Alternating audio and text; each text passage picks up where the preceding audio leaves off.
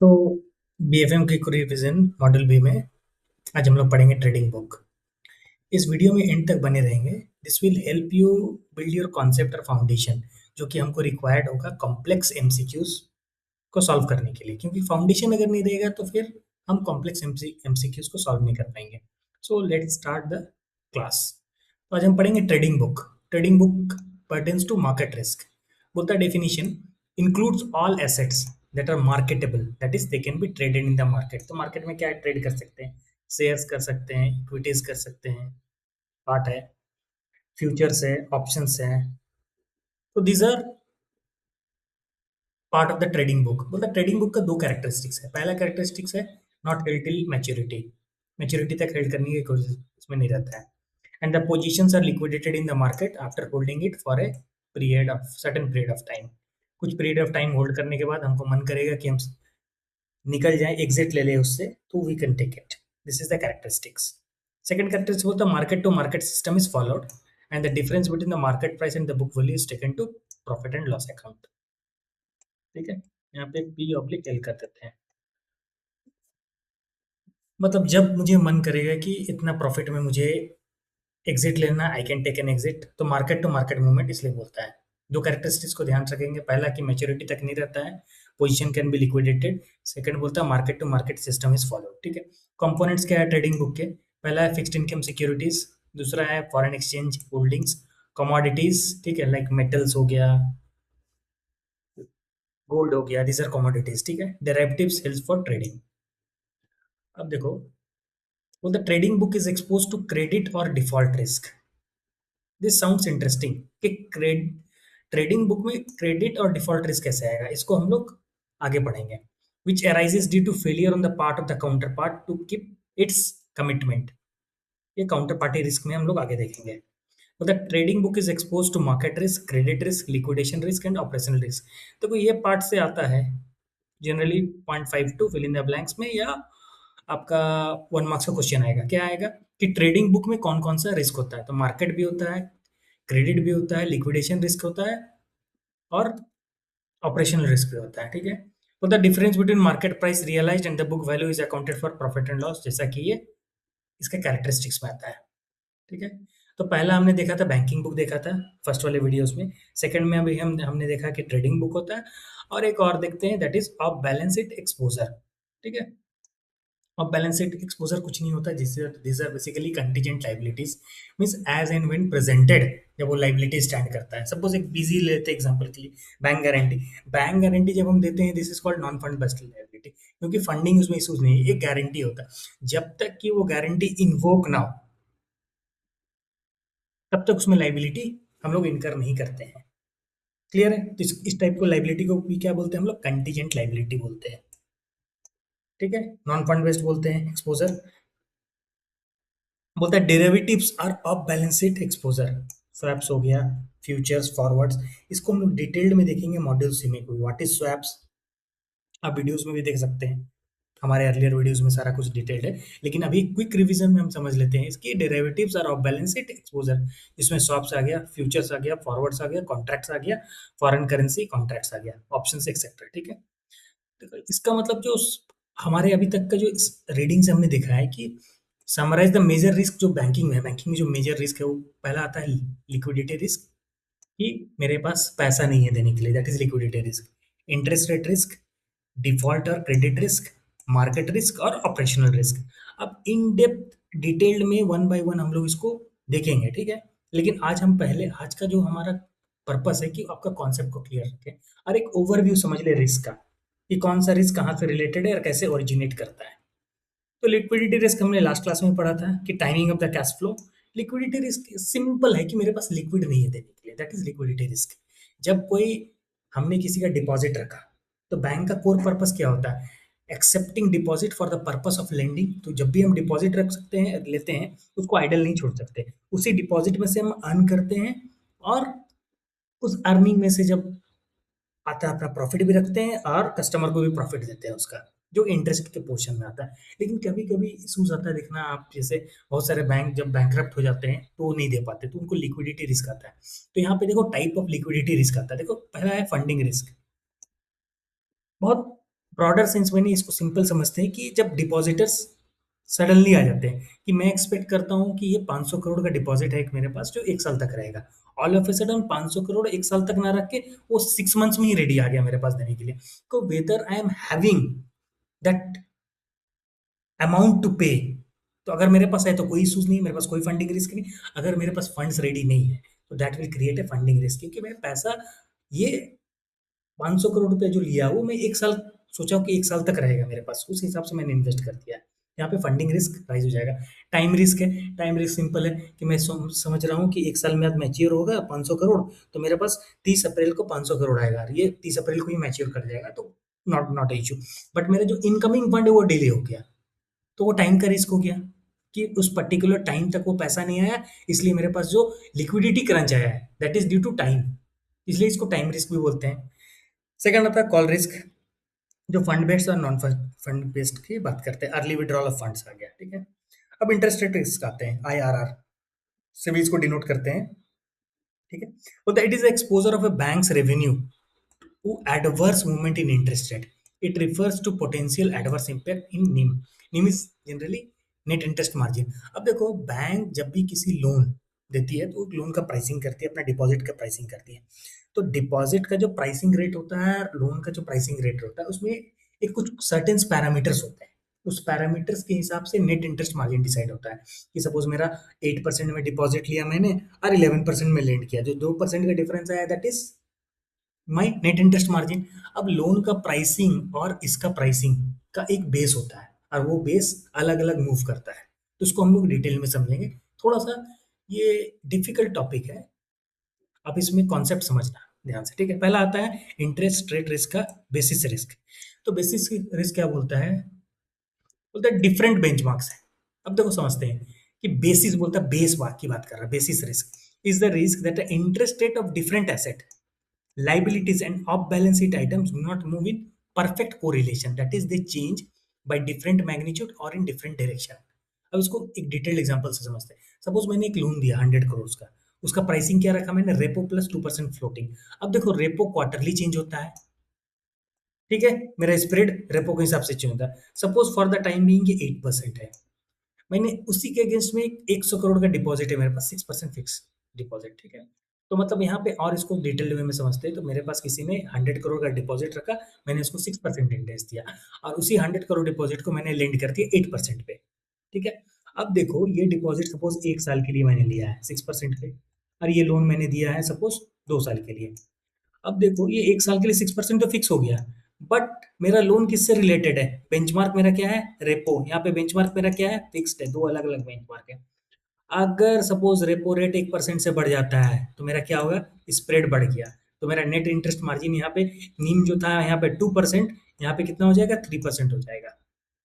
Clear है। अगर ये रेपो 1% कम हो जाएगा तो मेरा क्या हो जाएगा, नीम रिड्यूस हो जाएगा, स्प्रेड रिड्यूस हो जाएगा। क्लियर है यहाँ तक।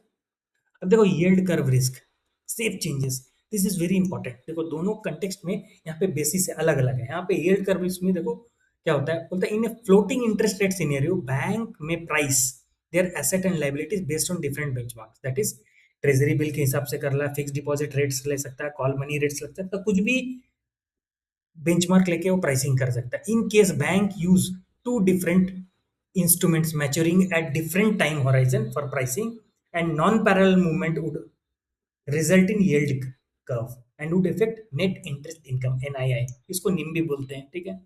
अब इसको एग्जांपल से समझते हैं कि एक बैंक है, लोन है उसका 100 करोड़ का, वो 100 करोड़ का लोन है, लिंक्ड है 1 ईयर ट्रेजरी बिल से, रिप्राइसेस एनुअली, ठीक है। अब एक डिपॉजिट मैंने लिया है 100 करोड़ का, link to 3 months call money rate, reprices quarterly, call money quarterly चल रहा है। बोथ आर फ्लोटिंग, दोनों फ्लोटिंग है, मेरा ट्रेजरी बिल रेट भी फ्लोटिंग है और डिपॉजिट का रेट भी फ्लोटिंग है, but link to different maturities, मतलब मैच्योरिटी अलग अलग है, different point of yield curve. अगर दोनों एक साथ मूव किया, पैरेलल मूव है, तो ये भी बढ़ रहा है, ट्रेजरी बिल भी बढ़ रहा है और मेरा कॉल मनी का रेट भी बढ़ रहा है, तो नो इशू। इसको बोलते हैं हम, इसको पैरेलल मूवमेंट बोलते हैं, नॉर्मल कर्व आ गया, ठीक है। बोलता है इनिशियल रेट नॉर्मल, 3 मंथ्स का रेट 5% है, 1 ईयर रेट 7% है, बैंक्स एनआईआई इज 2% स्प्रेड, ये नॉर्मल कर्व हो गया। अब यील्ड कर्व चेंजेस, फ्लैटनिंग हो रहा है, बोलता है now suppose short term rates rise long term rates rise slightly, माने शॉर्ट टर्म बढ़ रहा है, शार्पली बढ़ रहा है, और लॉन्ग टर्म स्लाइटली बढ़ रहा है। तो न्यू रेट्स क्या हो गया, 3 मंथ्स रेट हो गया 6.5%, मतलब अपवर्ड गया, और 1 year rate 7.2%, small increase marginal हुआ है। ठीक है, यहाँ पे देख रहे थे 7% से 7.2 गया, और 5% से 6.5 गया। ठीक है, तो this is how the curve moves. मतलब अगर पैरेलली मूव कर रहा है तो कोई इश्यूज नहीं। फ्लैटनिंग मतलब एक स्लाइटली बहुत ज्यादा मूव कर रहा है, एक स्लाइटली थोड़ा लोअर साइड में मूव कर रहा है। इन्वर्टेड मतलब ऑपोजिट डायरेक्शन में मूव कर रहा है। तो अकॉर्डिंगली यहाँ पे आपको पता चलता है। तो देखो, हम लोग ब्रांचेस में होते हैं, हम लोग बहुत इजीली होता है कि कोई 10 लाख का फिक्स डिपॉजिट तोड़ने हैं, हम इजीली तोड़ के दे देते हैं। These are very well managed and understood in risk management department या ट्रेजरी डिपार्टमेंट में जो होते हैं। तो वहां पे देखते हैं कैसे ये रिस्क मैनेज करते हैं। ठीक है, नेक्स्ट आते हैं embedded option risk, customer choice है। देखो क्या होता है, एक जनरल ट्रेंड होता है कि रेट्स अगर नीचे गिरेगा तो लोन का रीपेमेंट बढ़ जाता है, क्योंकि मेरा ईएमआई कम हो जाता है, रीपेइंग कैपेसिटी बढ़ गया। और रेट्स के नीचे, रेट्स अगर ऊपर जाते हैं डिपॉजिट साइड के, तो एफडी के क्या होते हैं, या तो विड्रॉल होगा या तो लोग ज्यादा एफडी करेंगे। तो यहाँ पे एम्बेडेड ऑप्शन रिस्क मतलब हो गया कस्टमर चॉइस है, कि कस्टमर इसको कैसे कैट करते हैं कि एफडी का ज्यादा हो रहा है, चलो मैं विड्रॉ कर लूँ या डिपॉजिट कर लूँ, रेट्स अगर कम हो गया, मेरा रीपेइंग कैपेसिटी बढ़ गया है, तो I should repay more loan. ठीक है, meaning risk because customer exercise option when rate changes. ठीक है, अब आते हैं री इन्वेस्टमेंट रिस्क, रेट्स फॉल। ठीक है, री investment risk is the risk at the future cash flow, this this is an important thing, future cash flow may be reinvested at a lower interest rate than the original investment. Falling rate means falling reinvestment return. देखो, suppose एक customer हमारे पास deposit आता है, तो roll over करते हैं deposit के लिए। 10 लाख का एफडी रखा है, हम 6% पे, 1 साल के बाद हमारा रेट ऑफ इंटरेस्ट 6.5% है, कि मैंने रोल ओवर हो गया, अपने अमाउंट को री इन्वेस्ट कर दिया। सपोज वो 6% की जगह 5.5% हो जाता है हमारा इंटरेस्ट रेट, और कोई दूसरा बैंक उसको 6% ऑफर कर रहा है, तो देर इज ए पॉसिबिलिटी कि वो मेरे साथ रोल ओवर नहीं करेगा। He may go to switch to some other bank. तो this is called the reinvestment risk, मतलब मेरे साथ कंटिन्यू कर नहीं करेगा, दैट इज सेम एग्जांपल। यहाँ पे customer having deposit with bank a at 7%, at the time of renewal of deposit the rate falls to 6%, while other banks is offering 6.5%, the risk is called reinvestment risk। ठीक है, अब देते हैं net interest position risk, asset liability imbalance होता है। ठीक है, जब रेट्स हायर होता है, asset is less than liability, मेरा लॉस का पॉसिबिलिटीज है। रेट्स मेरा लोअर है, means asset is greater than liabilities, वहां पे भी लॉस है, means risk arising due to gap between rate sensitive asset and liabilities. Clear है? मार्केट रिस्क, इसको प्राइस रिस्क भी बोलते हैं, बोलता है this result from the adverse movement of the market price of interest rate instrument, equities, commodities and currencies.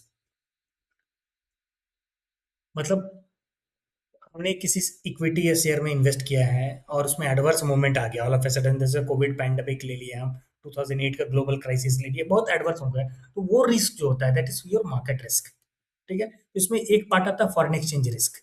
तो foreign exchange risk risk को forex risk भी बोलते हैं हम लोग। तो बोलता है forex risk is the risk that the value of a financial asset, liability और cash flow will change due to fluctuation in foreign exchange rates. अब देखो, ये एक्सपोर्ट क्रेडिट के केस में फॉरेन एक्सचेंज रिस्क वगैरह बहुत ज्यादा देखने को मिलता है। सपोज एक एग्जांपल लेते हैं, Indian exporter will receive USD 1 million after 3 months. ठीक है, अभी प्रेजेंट सपोज यूएसडी का रेट चल रहा है 91। ठीक है, उसने इस बेसिस में कर दिया। अब 1 मिलियन ही इज एक्सपेक्टिंग कि आएगा, लेकिन उस समय उसका रेट हो गया 85 रुपीज हो गया। एक्सपोर्टर को क्या मिलेगा, कम अमाउंट मिलेगा, ये 91 से 95 आ गया। अब do you think that the price of USD is always dynamic और स्टैटिक? डायनेमिक है। तो यहाँ पे जो रिस्क आया है इसका, that is forex risk, foreign exchange risk, कि मुझे जो पैसा मिल रहा है that is on foreign currency, और फॉरेन करेंसी का रेट मुझे डिसाइड करेगा कि मुझे अपने लोकल करेंसी में किस अमाउंट पे मिलेगा। अगर डॉलर का प्राइस ऊपर है तो अकॉर्डिंगली मुझे मिलेगा, डॉलर प्राइस अगर बॉटम में है, नीचे जा रहा है, तो उसके अगेंस्ट में जो आईएनआर मिलेगा वो मुझे मिलेगा। मार्केट लिक्विडिटी रिस्क होता है। Market liquidity risk is the risk that a bank cannot sell और unwind a position quickly without significant price concession due to lack of market depth और स्ट्रेस कंडीशन। ये बहुत अच्छा रिलेटेड है आपका 2008 global crisis या 2020 का आप ले लो, ठीक है। But all of a sudden कोई बैंक एबीसी, एबीसी बैंक है, उसका शेयर प्राइस था, नॉर्मल में ट्रेड करता था 500 टू 550 का रेंज में ट्रेड करता था। ऑल ऑफ ए सडन कुछ एडवर्स मार्केट कंडीशन है, हम एग्जिट नहीं किए, ऑल ऑफ ए सडन, मतलब वी कैन नॉट प्रेडिक्ट, ये प्राइस चला गया 300 रुपया में, तो we are unable to unwind our position, मतलब हम इसको स्क्वायर ऑफ नहीं कर पाए। तो दिस इज मार्केट लिक्विडिटी, मतलब मार्केट का लिक्विडिटी वैसा नहीं पोजीशन दिया मुझे, या तो मेरे पास, मैं बेचना चाह रहा 300 में, कोई सेलर नहीं है, बायर नहीं है, क्योंकि अपोजिट है ना, आप अगर बेचना चाहते हो someone has to purchase it, and if someone is purchasing someone has to sell it, ठीक है। तो की फोकस क्या है, एसेट साइड रिस्क होता है, depends on the market condition not credit quality.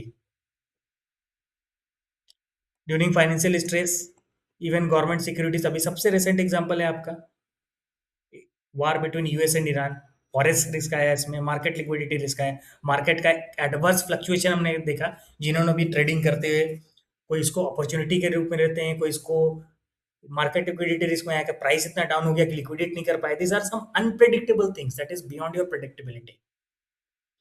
Credit risk की बात करते हैं, बोलता है कि credit risk refers to the risk of loss arising due to failure of a borrower और counter party to honour its financial obligation as per agreed terms, ठीक है। यहाँ पे क्रेडिट रिस्क की जब बात कर रहे हैं market risk point of view से, तब होता है कि सपोज डेरिवेटिव्स के लिए एक कॉन्ट्रैक्ट बनता है, तो कॉन्ट्रैक्ट में क्या होता है, दो पार्टी होता है, ठीक है। तो अगर अपोजिट पार्टी डिफॉल्ट कर जाता है तो क्रेडिट रिस्क अराइज होता है, ठीक है। इसमें देखो सबसे पहला था काउंटर पार्टी रिस्क, वो the counter party risk is the risk that the other party in a financial contract will default before the final settlement causing loss to the bank.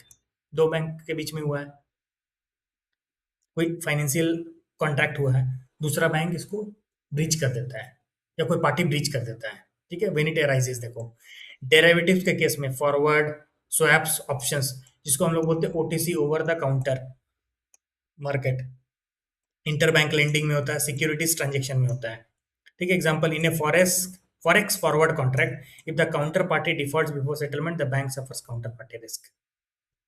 मतलब वो सामने वाला पार्टी बोलता है let us inter into a contract, चलो forex हम लोग foreign currency US $1 million है, मैं 95 में परचेस करूंगा।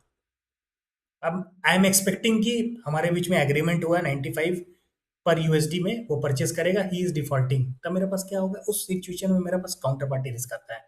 कंट्री रिस्क की बात कर रहे हैं, सबसे बड़ा एग्जांपल अभी हम लोग देखे, ईरान और यूएस के बीच में कंट्री रिस्क है, जहां जहां ईरान ने अटैक किया, या ईरान में जो जो सिचुएटेड है, जो हमारा बिजनेस डायरेक्टली रिलेटेड है ईरान के से ट्रेड करते हैं, तो उनको कंट्री रिस्क का प्रॉब्लम आया। Country risk is the risk of loss arising due to economic, political और regulatory condition of a foreign country that prevents borrower from meeting obligation.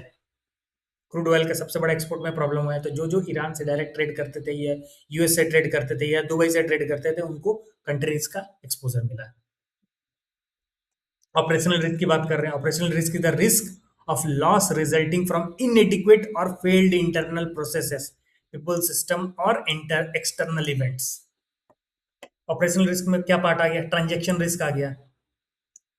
Transaction risk क्या बोलते हैं, गलत ट्रांजेक्शन करते हैं, 1,000 का ट्रांसफर करना था, 10,000 हमने ट्रांसफर कर दिया, डुप्लीकेट पेमेंट, एक ही पार्टी का 2 बार डेबिट कर दिया, अनऑथराइज ट्रांजेक्शन, पार्टी का कंसेंट नहीं था, हमने डेबिट कर दिया, क्लरिकल और सिस्टम एरर, ठीक है।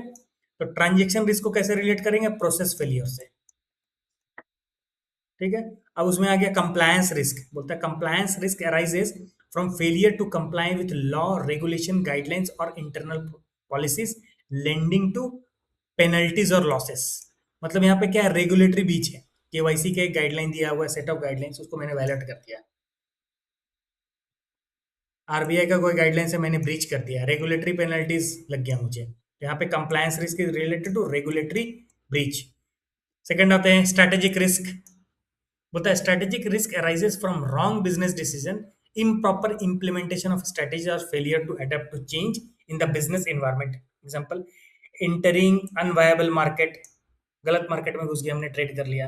पुअर डिजिटल स्ट्रेटेजी ले सकते हैं, इग्नोरिंग कंपटीशन और टेक्नोलॉजी शिफ्ट, माने डिसीजन से रिलेटेड है, तो स्ट्रेटेजी जो हमने स्ट्रेटेजी जो बनाया बेसिकली वो गलत हो गया। रेपुटेशन रिस्क, जैसा कि वर्ड इटसेल्फ डिफाइंस की रेपुटेशन है, सोशल मीडिया में कुछ बैकलैश आ गया है, फ्रॉड फ्रॉड स्कैंडल्स हो गए, कस्टमर सर्विस फेलियर हो गया, मीन्स लॉस ऑफ ट्रस्ट, तो that is related to reputation risk. Clear है यहाँ तक? तो हमने अभी तक इसमें क्या देखा? ट्रांजेक्ट ऑपरेशनल रिस्क में मेरा ट्रांजेक्शन रिस्क आ गया, कंप्लायंस रिस्क आ गया, स्ट्रैटेजिक रिस्क आ गया, रेपुटेशनल रिस्क आ गया। ठीक है, अब एक देखते हैं model risk. Model risk generally आप समझ सकते हो रेटिंग से रिलेटेड ज्यादा कोरिलेट कर पाओगे इसको, या मार्केट रिस्क जब हम पढ़ेंगे तो वार मॉडल जो हमने पढ़ा था पहले भी, वैल्यू एट रिस्क, हर चीज का एक मॉडल लेते हैं हम उसको, तो वो मॉडल भी रिस्क अराइज करता है। तो model risk arises when there are gaps between the predicted values and generated by a model and the actual observed outcome, leading to inaccurate decision और फाइनेंशियल लॉस। सपोज एक rating करते हैं, credit rating, तो rating के लिए एक model लिया हमने, क्रिसिल का मॉडल लिया, कुछ भी बैंक का एक इंटरनली डेवलप्ड मॉडल लिया। अब वो मॉडल बोल रहा है कि इस बोरोवर का रेटिंग होना चाहिए ए कैटेगरी, मेरा डिफॉल्ट एक्सपेक्टेड है 20%, बोरोवर या 10% डिफॉल्ट करेगा, डिफॉल्ट कम होता है उसमें। लेकिन दिख रहा है कि इस मॉडल से हम जितने को भी रेटिंग कर रहे हैं, ए कैटेगरीज वाले का डिफॉल्ट रेट ज्यादा बढ़ रहा है। इसका मतलब क्या है? मेरा मॉडल में से जो आ रहा है प्रिडिक्टेबिलिटी आउटकम और जो एक्चुअल आउटकम है, दोनों में डिफरेंस है। ठीक है, वाई मॉडल रिस्क ऑकर्स इसलिए बोलते हैं model is only a simplified representation of reality. Risk arises when assumptions are unrealistic, input data is incorrect or incomplete, model is misused beyond its intended scope, या implementation error, coding या spreadsheet mistake. ठीक है, अगर मेरा coding ही गलत है तो output ही गलत आएगा। ठीक है, how banks manage model risk. ठीक है, मॉडल वैलिडेशन, इंडिपेंडेंट रिव्यू, जिसने वो मॉडल को बनाया है एक पायलट बेसिस में उसको टेस्ट करते हैं कि मॉडल सही हो अपने। बैक टेस्टिंग, क्योंकि हम मार्केट रिस्क में समझ रहे हैं कि एक्चुअल जो मेरा मॉडल प्रिडिक्ट कर रहा है, जो एक्चुअल आउटकम आ रहा है, सपोज लिया मैंने कि 10% ज्यादा का वेरिएशन है तो मेरा मॉडल गलत है। स्ट्रेस टेस्टिंग देखते हैं कि स्ट्रेस के सिचुएशन में कैसे करता है। डॉक्यूमेंटेशन एंड गवर्नेंस हो गया, और पीरियोडिक रिकैलिब्रेशन, मॉडल को रिकैलिब्रेट कर रहे हैं पीरियोडिकली। ठीक है, तो key areas where model risk arises. पहला है क्रेडिट रिस्क मॉडल, जो पीडी प्रोबेबिलिटी ऑफ डिफॉल्ट और लॉस गिवन डिफॉल्ट के एस्टिमेशन में, अगर मेरा मॉडल गलत है तो मेरा पीडी और एलजीडी का जो कैलकुलेशन है वो गलत आ गया। मार्केट रिस्क मॉडल में क्या आ गया? वार हो गया, वैल्यूएट रिस्क हो गया, स्ट्रेस टेस्टिंग हो गया। ये सारा कुछ हम पढ़ेंगे जब क्रेडिट रिस्क मार्केट रिस्क की टॉपिक पढ़ेंगे। एएलएम मॉडल हो गया, एसेट लाइबिलिटी मॉडल्स हो गया, इंटरेस्ट रेट सेंसिटिविटी या ड्यूरेशन को गलत प्रेडिक्ट कर लिया। प्राइसिंग मॉडल्स हो गया, डेरिवेटिव वैल्यूएशन। तो ये सारा की एरियाज हैं जहां पे मॉडल रिस्क अराइज होता है। क्लियर है? मॉडल रिस्क का मतलब एक सिंप्लीफाइड वे में हमने एक मॉडल लिया कुछ प्रेडिक्ट करने के लिए, वो प्रेडिक्ट जो कर रहा है और एक्चुअल जो आउटकम आ रहा है, दोनों में बहुत ज्यादा वेरिएशन है। तो इस कॉन्टेक्स्ट में हम जब बात करेंगे तो हमारे पास क्रेडिट रिस्क मॉडल का आएगा, जहाँ पे प्रोबेबिलिटी ऑफ डिफॉल्ट और लॉस गिवन डिफॉल्ट है हम कैलकुलेट करते हैं, या मार्केट रिस्क मॉडल्स देख रहे हैं, या एएलएम मॉडल देखे, या प्राइसिंग मॉडल्स हमने देखा। ठीक है, दिस इज मॉडल रिस्क। अब आता है क्लाइमेट रिस्क की बात कर रहे हैं। जब क्लाइमेट रिस्क की बात आती है, सबसे इनहेरेंट जो माइंड में आता है कि क्लाइमेट की वजह से जो रिस्क आ रहा है। ठीक है, बोलता है climate risk is the risk of financial loss arising from physical impact of the climate change and the transition to a low carbon economy. This is equally important, कि पहला है physical impact due to climate change, और transition to a low carbon economy including change in policy, technology and market preference that affect asset value, cash flow and credit worthiness। ठीक है, मतलब physical risk की जब बात कर रहे हैं, मार्केट क्लाइमेट रिस्क दो टाइप का आ गया, पहला हो गया फिजिकल रिस्क और दूसरा आ गया ट्रांजिशन रिस्क।